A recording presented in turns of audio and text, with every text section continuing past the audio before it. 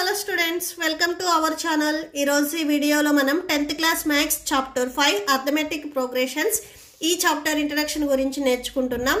మీకు ఈ చాప్టర్ లో ఉన్న all exercises videos, all example videos ఈ వీడియో లాస్ట్ లో మీకు ప్లేలిస్ట్ డిస్ప్లే అవుతుంది, చెక్ చేసుకోవచ్చు.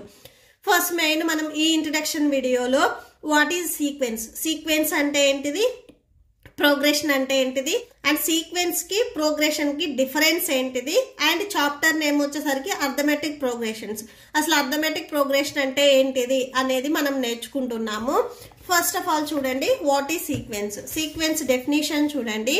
A sequence is a list of numbers following a specific pattern. So ఏవైతే లిస్ట్ ఆఫ్ నెంబర్స్ ఉన్నాయో అవి ఒక స్పెసిఫిక్ ప్యాటర్న్ ని ఫాలో అయితే దానిని మనము సీక్వెన్స్ అంటాము. అండ్ వీటిలో వచ్చేసరికి infinite and finite number of terms ఉంటాయి. న్యాచురల్ నెంబర్స్ మీరు అబ్జర్వ్ చేసినట్లయితే natural numbers starting from 1 2 3 4 5. So ఇట్లాగా ఒక సర్టైన్ ఆర్డర్ లో ఉంటే వీటిని మనము సీక్వెన్స్ అంటాము. సపోజ్ మీరు ఈవెన్ నెంబర్స్ తీసుకుంటే 2 4 6 8 10 నెక్స్ట్ 12 14 అండ్ సో ఆన్. ఇక్కడ మనకి ఇవి వచ్చేసరికి set of even numbers. Next odd numbers తీసుకోవచ్చు, నెక్స్ట్ ప్రైమ్ నెంబర్స్ తీసుకోవచ్చు. సో ఇలా ఒక సర్టైన్ ప్యాటర్న్ లో ఉంటే దీనిని మనము సీక్వెన్స్ అంటాము. అండ్ సీక్వెన్స్ లో వచ్చేసరికి ఈ ఏవైతే నెంబర్స్ ఉన్నాయో వీటిని మనం టర్మ్స్ అంటాము. అంటే 2 అనేది ఒక టర్మ్ అవుతుంది, 4 అనేది ఒక టర్మ్ అవుతుంది, 6 అనేది ఒక టర్మ్ అవుతుంది, 8 10 అండ్ సో ఆన్. సో ఇవి వచ్చేసరికి టర్మ్స్ అవుతాయి. జనరల్ టర్మ్ ఆఫ్ సీక్వెన్స్ ని ఎలా డినోట్ చేస్తాము అంటే A1 A2 A3 and so on. ఇవి ఎంత టర్మ్ వరకు ఉంటాయి కాబట్టి AN అని డినోట్ చేస్తాము. అండ్ దీంట్లో A1 వచ్చేసరికి ఫస్ట్ టర్మ్ అంటాము, A2 వచ్చేసరికి సెకండ్ టర్మ్, అండ్ A3 వచ్చేసరికి third term and so on. AN వచ్చేసరికి ఎంత టర్మ్ అవుతుంది. ఓకే, సో ఇక్కడ చూడండి, here A1 is called first term, A2 is called second term and so on. AN is called nth term. Okay, so దీంట్లో ఏవైతే మీకు ఇక్కడ నెంబర్స్ ఉన్నాయో వీటిని మనము టర్మ్స్ అంటాము. అండ్ నెక్స్ట్ ప్రోగ్రెషన్ చూడండి. సో ప్రోగ్రెషన్ చూడండి, those sequence whose terms always follow a certain pattern are called progression. So ఏదైతే సీక్వెన్స్ ఉందో అది ఒక సర్టైన్ ప్యాటర్న్ ని ఫాలో అవుతూ దట్టు కూడా మనము ఎంత టర్మ్ క్యాలిక్యులేట్ చేసేటట్లుగా ఉంటే దానిని మనము ప్రోగ్రెషన్స్ అంటాము. ఓకే, సో సీక్వెన్స్ లో వచ్చేసరికి n టర్మ్ వరకు ఉంటాయి అని చెప్తాం. ఇవి మనం ఫైండ్ అవుట్ చేయాల్సిన అవసరం లేదు, ఒక సీక్వెన్స్ లో వెళ్ళిపోతాయి. అండ్ ప్రోగ్రెషన్ లో వచ్చేసరికి మనము ఎంత టర్మ్ కూడా క్యాలిక్యులేట్ చేసేటట్లుగా ఉంటే దానిని మనము ప్రోగ్రెషన్స్ అంటాము. సో దీనికి ఎగ్జాంపుల్ గా మీరు ఆడ్ నెంబర్స్ తీసుకోవచ్చు. Okay, so set of odd numbers 1 3 5 7 9 and so on.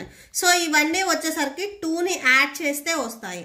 Okay, so preceding number అంటే బిఫోర్ నెంబర్ కి 2ని యాడ్ చేసుకుంటా వెళ్ళిపోతే నెక్స్ట్ నెంబర్ వస్తుంది. అంటే సో ఇక్కడ మనము పర్టికులర్ గా చెప్తున్నాము ఈ నెంబర్ యాడ్ చేస్తే సో అన్ని మీకు ఇక్కడ డిఫరెన్స్ అనేది అన్నిటికీ కామన్ గా ఉంటుంది.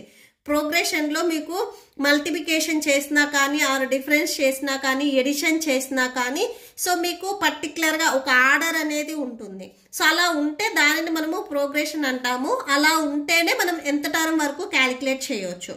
సపోజ్ మీరు ప్రైమ్ నెంబర్స్ తీసుకున్నట్లయితే prime numbers 2 3 5 7 11 13 and next 17 19 and so on. ఇవి వచ్చేసరికి ప్రైమ్ నెంబర్స్. మీకు ఇట్లాగా పర్టికులర్ ఇవి ప్రైమ్ నెంబర్స్ అని చెప్తున్నాము అంటే ఇవి సీక్వెన్స్ అవుతాయి. బట్ ఈ ప్రైమ్ నెంబర్స్ అనేవి మనకి ప్రోగ్రెషన్ అవ్వవు. ఎందుకు అవ్వవు అంటే ఇక్కడ డిఫరెన్స్ అనేది మీకు కామన్ గా ఉండదు. సో 2కి 3కి డిఫరెన్స్ అనేది 1 ఉంటుంది, అండ్ 3కి 5కి 2 ఉంటుంది, 5కి అండ్ నెక్స్ట్ 5కి 7కి 2 ఉంటుంది, 7కి 11కి డిఫరెన్స్ వచ్చేసరికి మీకు 4 ఉంటుంది, అండ్ 11కి 13కి వచ్చేసరికి డిఫరెన్స్ 2 ఉంటుంది. ఇక్కడ డిఫరెన్స్ అనేది మీకు ఈక్వల్ గా లేదు.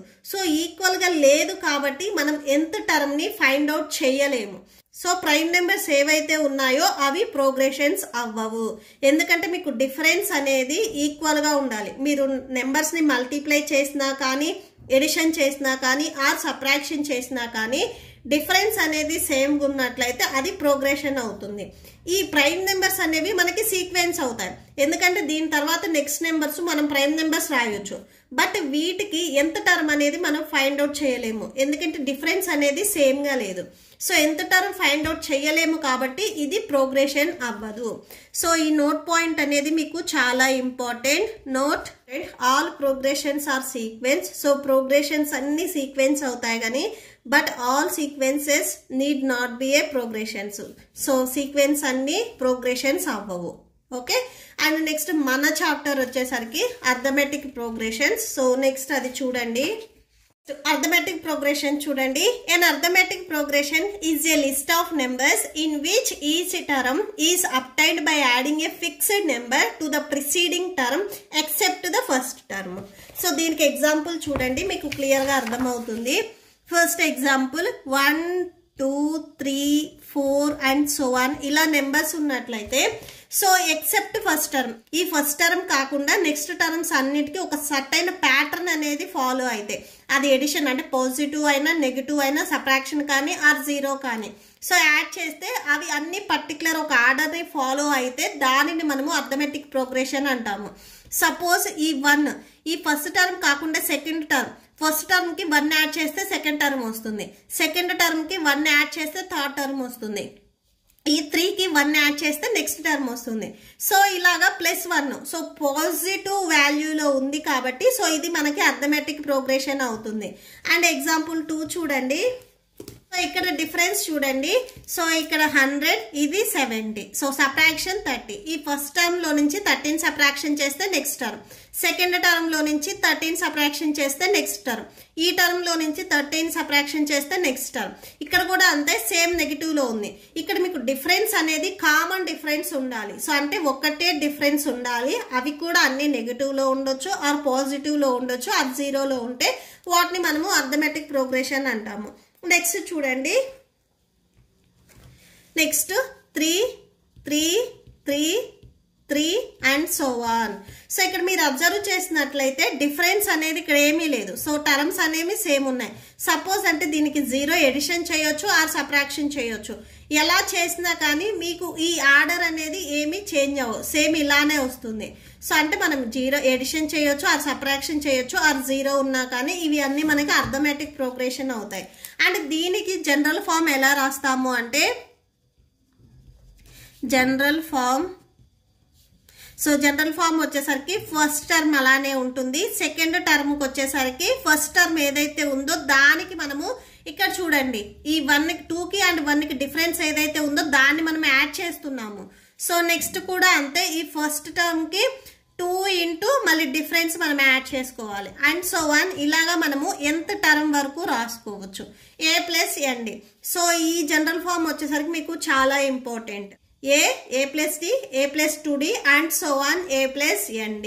సో ఇది వచ్చేసరికి మీకు అర్థమెటిక్ ప్రోగ్రెషన్ జనరల్ ఫామ్.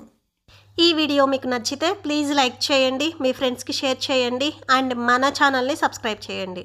ఇప్పుడు ఈ వీడియో లాస్ట్లో మీకు నెక్స్ట్ ఎక్సర్సైజ్ వీడియో డిస్ప్లే అవుతుంది, చెక్ చేసుకోవచ్చు. Thank you and thanks for watching.